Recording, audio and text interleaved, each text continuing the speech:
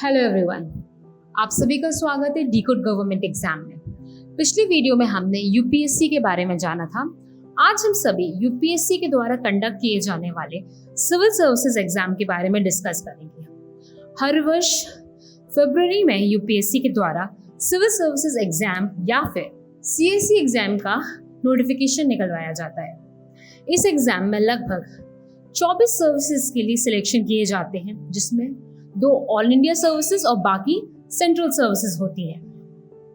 आगे की वीडियो में हम इन सर्विसेज के बारे में डिस्कस करेंगे। इस वर्ष 2022 में यूपीएससी के द्वारा 1011 सीट्स के लिए सीएससी एग्जाम को कंडक्ट करवाया गया, जो पिछले 3 वर्ष में सर्वाधिक है। सीएससी एग्जाम को 3 फेजेस में कंडक्ट करवाया जाता है, जो है civil services preliminary examination, civil services main examination और इंटरव्यू। हर स्टेज एक सीव की तरह काम करती है और बच्चे नेक्स्ट स्टेज के लिए कम होते जाते हैं। इस एग्जाम में केवल ग्रेजुएट कैंडिडेट ही एलिजिबल होते हैं। फाइनल सिलेक्शन में केवल Indian civil services main exam और इंटरव्यू के मार्क्स को काउंट किया जाता है। That is Civil Services Preliminary Examination is only qualifying, but nowadays it has become the toughest phase of the CSE due to increased competition.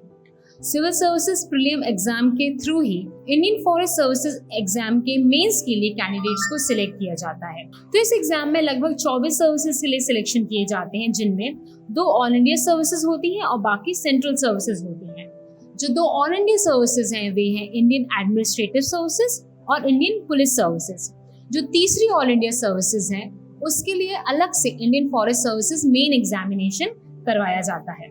इसके अलावा बाकी services जिसके लिए सीएससी होता है वे हैं Indian foreign services, Indian audit and account service group A, Indian civil account service group A, Indian corporate law service group A, Indian defence account service group A, Indian defence estate service group A, Indian information service junior grade group A, Indian postal service group A, Indian PNT account and finance services group A, Indian railway protection force service group A, Indian revenue service custom and IT tax group A, Indian revenue service group ए। इसके अलावा जो हमारे union territories हैं उनके civil services के लिए भी इसके तहत ही सिलेक्शन किए जाते हैं। ऑल इंडिया सर्विसेज के अलावा जो बाकी की सेंट्रल सर्विसेज हैं वे बेसिकली किसी न किसी एक पर्टिकुलर डिपार्टमेंट से संबंधित होती है और आपको उन डिपार्टमेंट के तहत ही काम करना। अब आगे हम डिस्कस करते हैं इस एग्जाम की एलिजिबिलिटी के बारे में। सिविल सर्विसेज एग्जाम में सबसे पहले आपको रिक्वायरमेंट होती है नेशनैलिटी की, कि कैंडिडेट जो है उसकी नेशनैलिटी क्या है। आईएएस, आईपीएस और आईएफएस के लिए सिर्फ और सिर्फ इंडियन सिटीजन ही एलिजिबल होते हैं, बल्कि बाकी सेंट्रल सर्विसेज के लिए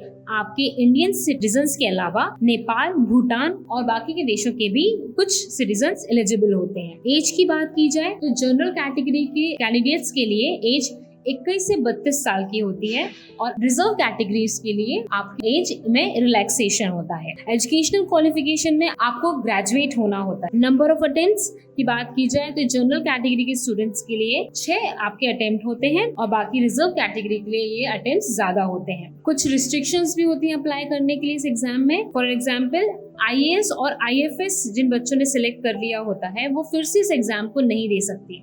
वे कैंडिडेट्स जो आईएएस और आईएफएस इंडियन फॉरेस्ट सर्विसेज जिन्होंने सिलेक्ट कर लिया है वो फिर से इस एग्जाम में अपीयर नहीं हो सकते हैं, और आईपीएस जो एक बार सिलेक्ट हो चुके हैं वो फिर से आईपीएस के लिए अप्लाई नहीं कर सकते हैं। तो अगर आप एक ग्रेजुएट हैं या फिर अभी अभी आप ग्रेजुएट होने वाले हैं और आपको इंटरेस्ट है गवर्नमेंट में एक हिस्सा बनने की, तो आप डेफिनेटली इस एग्जाम की तैयारी कर सकते हैं। Please continue with us to know about more of this examination.